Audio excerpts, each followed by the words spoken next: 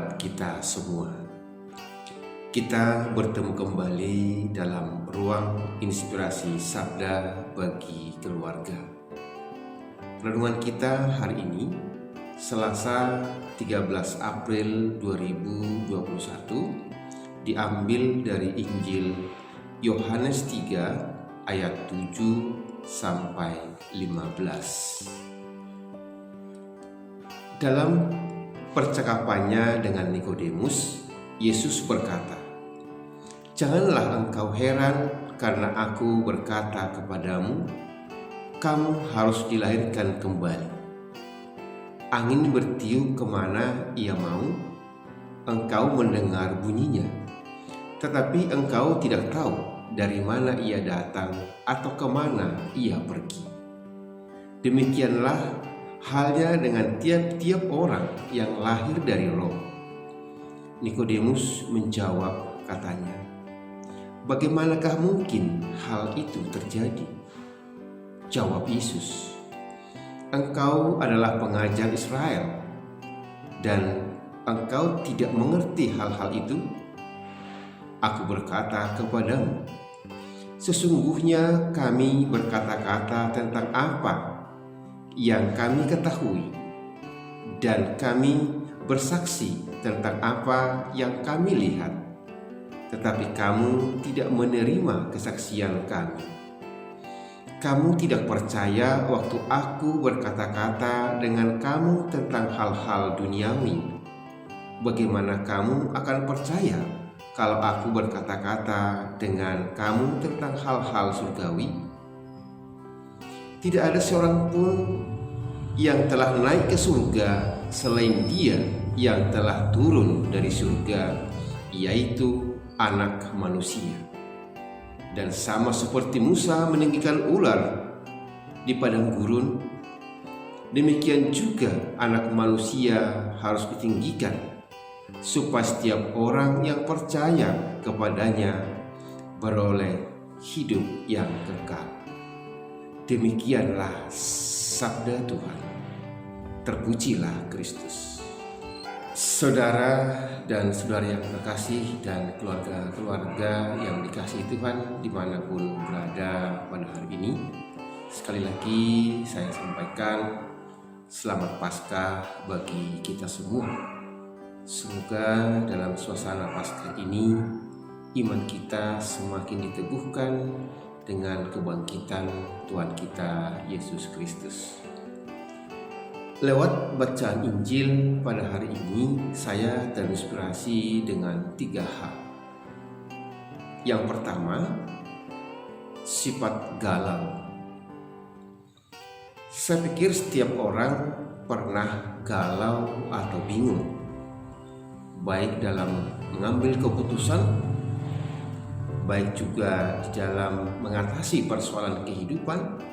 Tentu banyak orang yang mengalami kebingungan ataupun galau.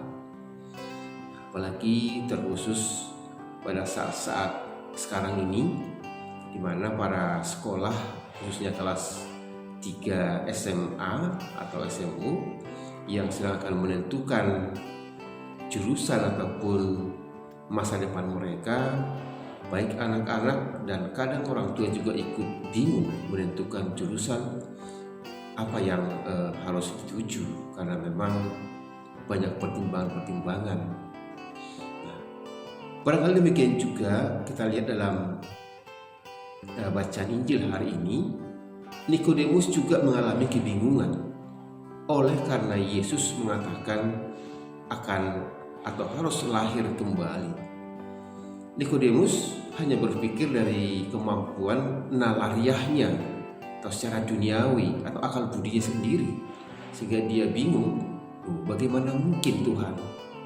Ya, dia juga berpikir bagaimana bisa mungkin lahir kembali, apakah masih bisa kembali ke rahim ibu padahal sudah berkumis gitu ya, sudah katakanlah sudah tua, lalu bagaimana bisa harus lahir kembali?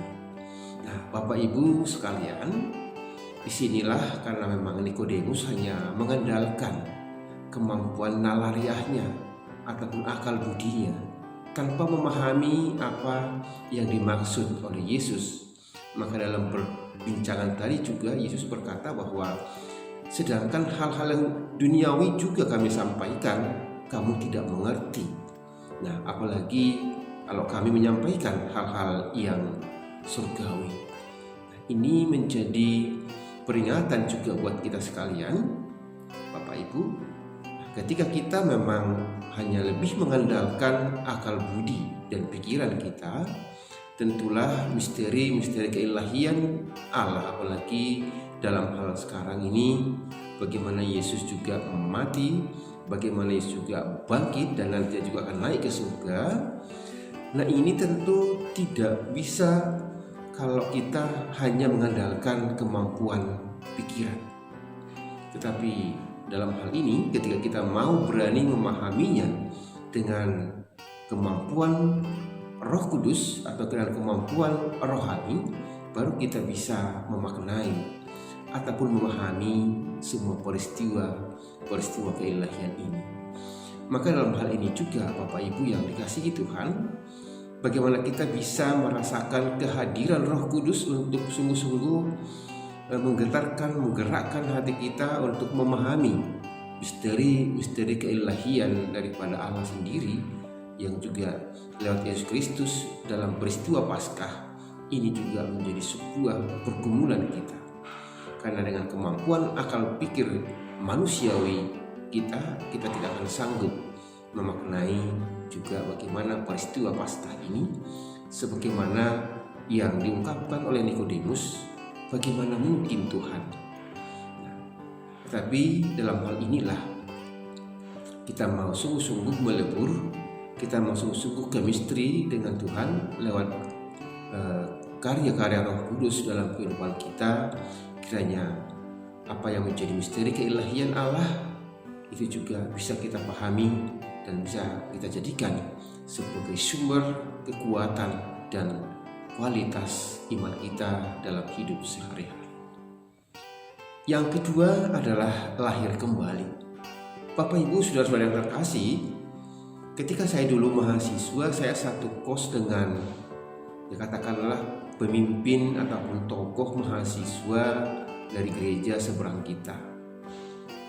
Nah, sering sekali para junior datang dan juga para adik-adik PA-nya datang berkonsultasi dan juga dalam rangka PA. Lalu dalam suatu diskusi saya dengarkan pernah seperti ini. Kamu tidak baik berteman, apalagi memilih teman khusus bagi orang-orang yang belum lahir baru. Nah, ternyata ketika lama-lama saya pahami apa yang mereka maksud dengan lahir baru, itu ada suatu peristiwa khusus supaya mereka bisa dinyatakan lahir baru dengan sebuah peristiwa juga. Nah, Bapak Ibu sudah saudara yang terkasih, apakah ini penerjemahan daripada lahir kembali menurut versi mereka? Tetapi lebih dari situ Bapak Ibu, ternyata apa yang dimaksud oleh Yesus dalam hal ini lahir kembali adalah juga bagaimana kita bisa kembali berbalik dari kebiasaan-kebiasaan manusia lama kita sehingga bisa mengikuti Paskahnya Yesus. Maka dalam hal ini juga kita boleh memaknai bahwa lahir kembali erat kaitannya dengan Paskah Kristus. Artinya untuk sampai kepada keselamatan para pengikut Kristus, kita juga harus mati bersama Kristus dan juga bangkit bersama Kristus juga. Ini menjadi sebuah proses. Lahir kembali berarti siap menderita seperti Kristus sehingga kita dimurnikan. Nah, maka untuk lahir kembali juga tentu membutuhkan perjuangan kita bagaimana menyangkal kebiasaan lama kita dan ikut dalam proses peristiwa kebangkitan dalam menyangkal segala kelemahan-kelemahan, kedosaan-kedosaan kita sehingga kita siap untuk bangkit bersama Yesus yang sudah lebih awal mendahului kita. Yang ketiga Bapak Ibu adalah penunjuk jalan.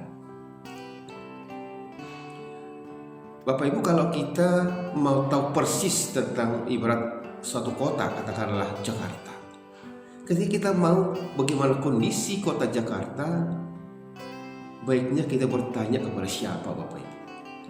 Nah, saya yakin kita sepakat bahwa baiknya kita bertanya kepada orang yang sudah pernah dari Jakarta.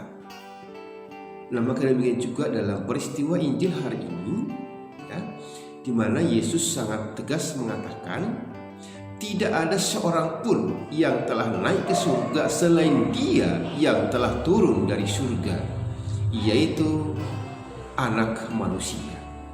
Nah, maka dalam hal ini kita sudah punya jaminan, Bapak Ibu. Jika kita ingin tahu keadaan surga yang sebenarnya, tentu kita harus bertanya kepada Yesus, karena Dialah yang sudah pernah turun dari surga. Dan kalau kita juga ingin ke surga, tentu kita harus bersama dengan orang yang tahu jalan ke surga. Maka orang yang atau Yesus yang sudah turun dari surga, bahkan yang sudah naik lagi ke surga, tentu kita mengikutinya sehingga kita akan sampai ke surga. Maka ketika kita ingin sampai ke surga, mari kita ikut bersama-sama orang atau bersama-sama dengan pribadi yang sudah pernah turun dari surga.